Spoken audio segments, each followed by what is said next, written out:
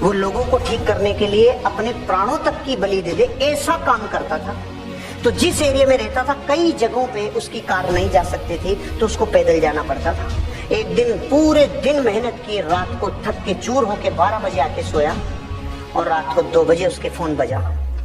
2 बजे उसका फोन उसकी वाइफ ने उठाया, तो वाइफ फोन पे उसको समझा रही थी कि आप उसके गर्म पट्टी की जगह, वो गर्म हो रही है तो ठंडी पट्टी लगाओ, उसको कुछ प्राइमरी ट्रीटमेंट दो।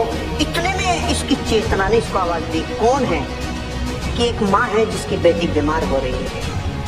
उसकी चेतना ने पकड़ लिया कि कोई मेरे को याद कर रहा है। फिर उसने क्या किया, उसने पूछा कि कितनी प्रॉब्लम है, कि बुखार 104 डिग्री प्लस है।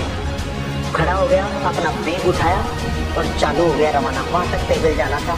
तो जाते टाइम एक सुरंग थी, सुरंग में से जाते टाइम एक आदमी ने उसको आवाज दी, डॉक्टर। वो रुक गया। माचिस है क्या? तो उसने अपना बैग रखा, माचिस तेली जलाई और उसकी सिगरेट जला दी। जलाते टाइम इसका चेहरा देखा, चला गया। फिर जब वापस आ रहा था उस लड़की का इलाज करके, वापस उसने पूछा, डॉक्टर माचिस है क्या? इसने फिर नीचे बैग रखा, माचिस की तेली जलाई और इसकी सिगरेट जला दी। फिर भी चेहरा देखा, आगे चला गया।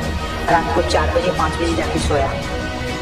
सुबह 7 बजे इसके ऑफिसर का फोन आया, इसके डॉक्टर ऑफिसर का फोन आया कि आपकी अर्जेंट जरूरत है हमें। रात को अपने ऑफिसर का किसी आदमी ने मार पिटाई कर दी, बहुत ज्यादा घायल है। सुरंग में किसी ने इनको लूट लिया और इनको बहुत नुकसान पहुंचा है। इनका इलाज करने के लिए आपको आना पड़ेगा।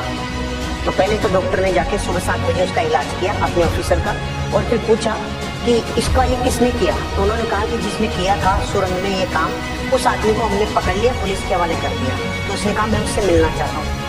ये गया और जेल में जाके देखा तो वो वही आदमी था जिसकी रात में इसने सिगरेट जलाई थी। तो इसने बोला, इसने एक ही प्रश्न पूछा जो आपके मन में भी आ रहा है कि मैं भी तो आया था, तूने मुझे क्यों नहीं लूटा?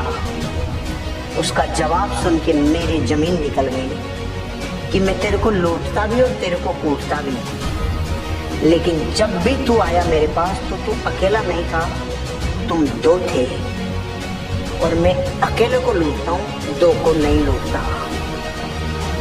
अब मैं आपसे पूछ रहा हूँ, दूसरा कौन?